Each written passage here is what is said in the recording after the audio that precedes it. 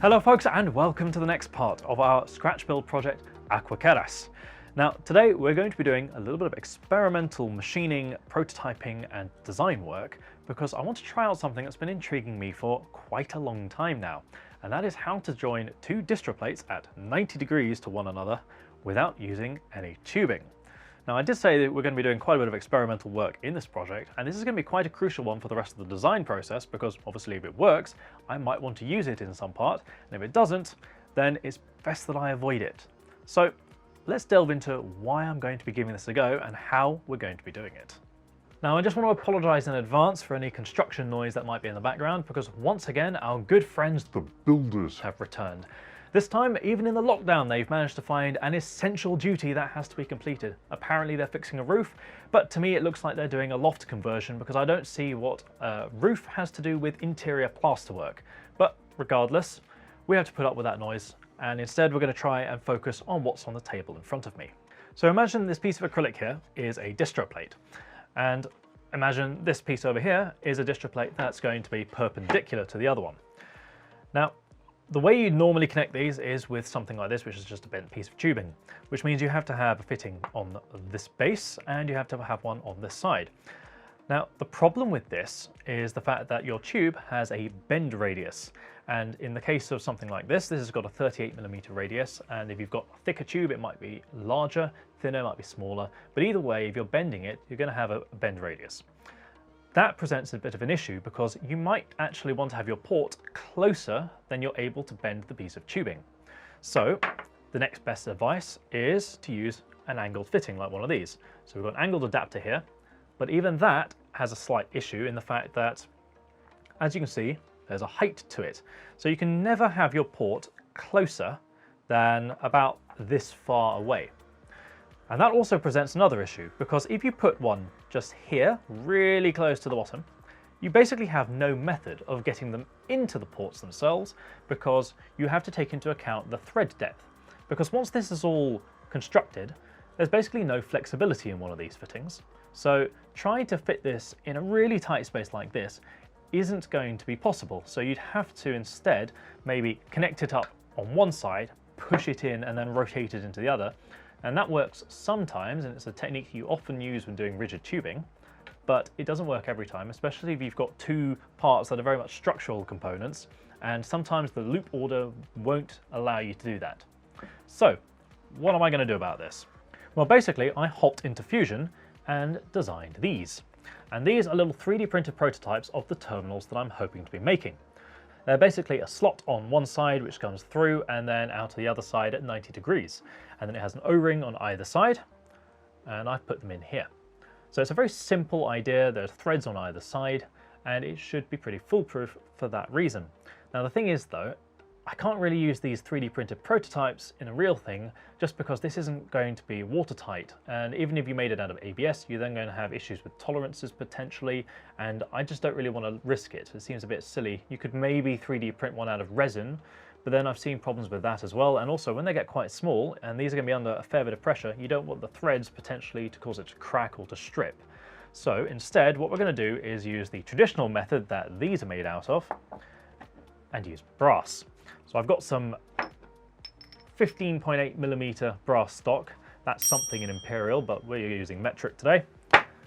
And basically what I'm going to be doing is I'm going to be making a fixture plate, which is going to allow me to face these off, so deck them so they're nice and square. And then we're going to try machining our own terminals like these out of this brass. And that should be quite an interesting experiment. So basically what we're going to want to do is hit as many of our tolerances as we possibly can and do the best job that I can with my machine and setup, and then hopefully we'll be able to have a pretty decent terminal by the end of it. So let's pop over into Fusion and see what's what. So this is the design that I've chosen for this particular fixture plate. It basically takes the whole process and divides it into three separate operations. So the first one is roughing the stock. So we're going to be starting with 15.8mm stock, and then we're going to be taking it down to 15mm and hopefully making it as square as we possibly can. Keep it nice and flat and even. Now to do this, we're going to be using Tiny Vises, and these are really clever. So basically they have an M8, or they have an Imperial normally, but M8 works perfectly well. So they have an M8 thread which goes underneath, and then because you've got these machined channels, when you take the clamp and then you tighten it down, the countersink on the inside pushes the clamp in one direction, and they're very, very low profile and used frequently for fixture operations along with Mighty Bike pitbull clamps. So these are fantastic and should work perfectly for this particular operation. Now for the second operation, we're going to use the first op, which has the holes and the original channels put in along with the facing, and then we're going to take that and then screw that into this fixture bar here, which will hold it at 90 degrees as accurately as we possibly can. Now we haven't done any of the chamfer work yet because we want to leave as much stock as we possibly can whilst we're still doing the key machining. So what we're going to do here is machine the second port and the other holes, and then we're going to take it over to op 3 where we're going to do some contouring, and that's going to give us that nice chamfer along the outside as well as clean up all the final edges so that they're nice and accurate. Taking a look at the tool pathing here, you'll notice it's pretty busy. And this is entirely down to my machine lacking rigidity and the horsepower to be able to move the larger end mills at greater depths. So instead what I'm going to be doing is basically pecking away at the material using 0.5mm cuts and then using only a 3mm end mill for all the roughing. And then I'm going to save a 6mm Datron end mill just for the final finishing passes with only a 0.1mm cut. And that should keep it nice and flat, give us a really good finish, and won't destroy the end mill or anything like that. The other thing is I've divided all the toolpaths so that I can access them individually if I need to change anything. So what I'm going to be doing is checking the tolerances and seeing whereabouts the model is in reality, and then I'm going to adjust the 3D model for when I do the actual machining itself later on.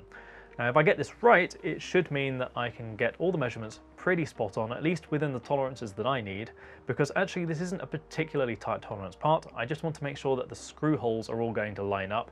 The seals should be handled fine by the O-rings because there's a fair bit of leeway there. They're 1.5mm thick, so I've got about 0.7mm to be able to compress. That should be plenty. With that all said and done, I think it's about time we got this on the machine and cutting.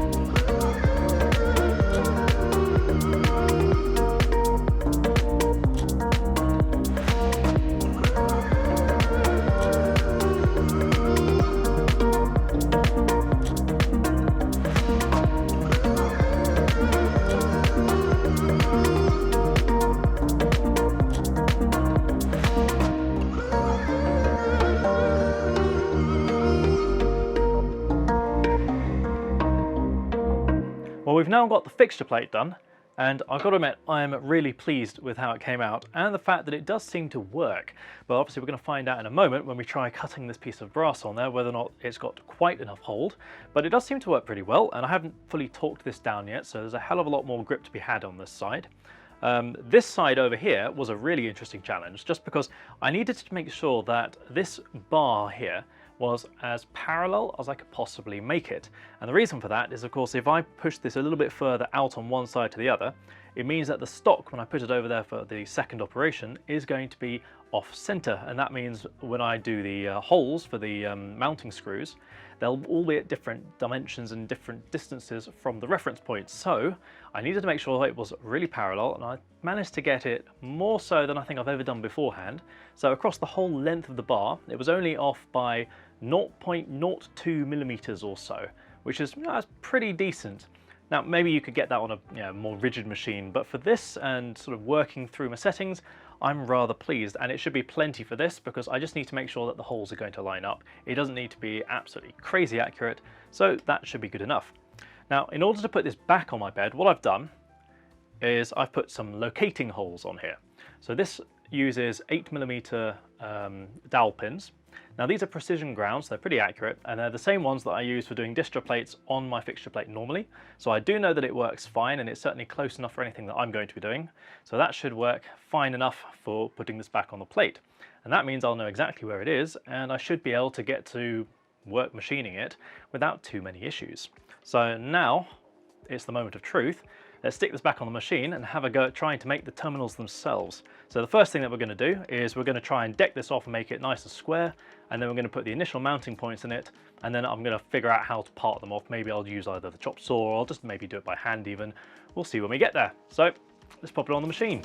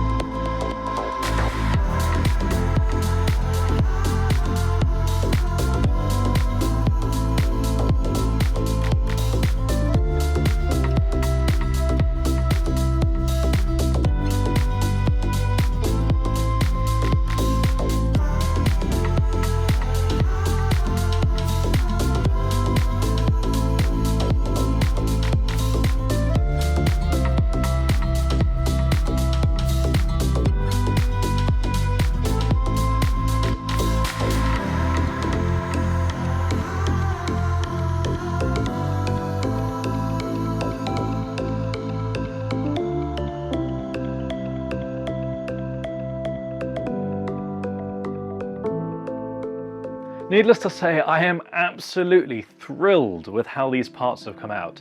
So starting off with the fixture plate, this was such an experience to machine because it was so challenging. There were so many different parts that I needed to consider, different tolerances that I needed to hit.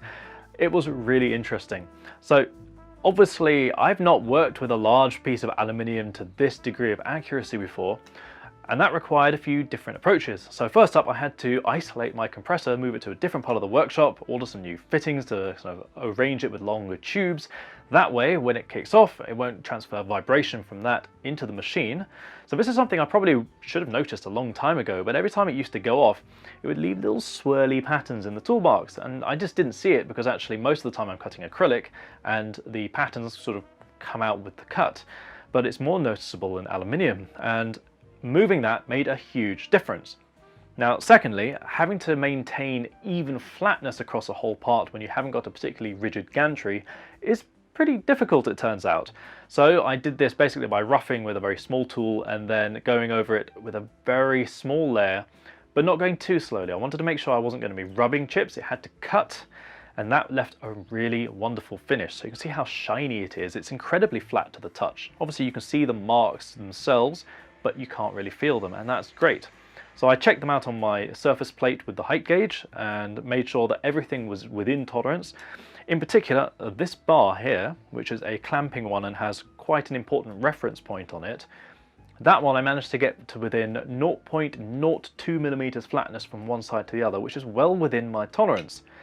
But why do I keep going on about tolerances? So obviously if you're not accustomed to the way the machining process works with these plates, you have to make sure that all of your tolerances are going to be well within your machining limits for the part you want to make. So every single time you machine a feature and you're using it, you add a degree of error. And you need to make sure that by the time you've finished it, all these errors don't add up to make sure that your part is out of spec. So for instance, if I place this on the bed at one point and it's say 0.1 millimeters off, and then I put a piece of stock in here and that has another 0.1 millimeter error, and then I take that one off and put it in something else, that's another 0.1 millimeter error. In total, I've added potentially 0.4 millimeters of error to my part, which in the case of the part that I'm making here would be completely out of spec because now my screw holes don't line up, my O-rings don't quite fit, nothing would properly work. So you need to make sure you minimize it to the best you can with your fixture, and then you can correct anything else with the actual stock itself. But you just need to make sure that everything is accounted for.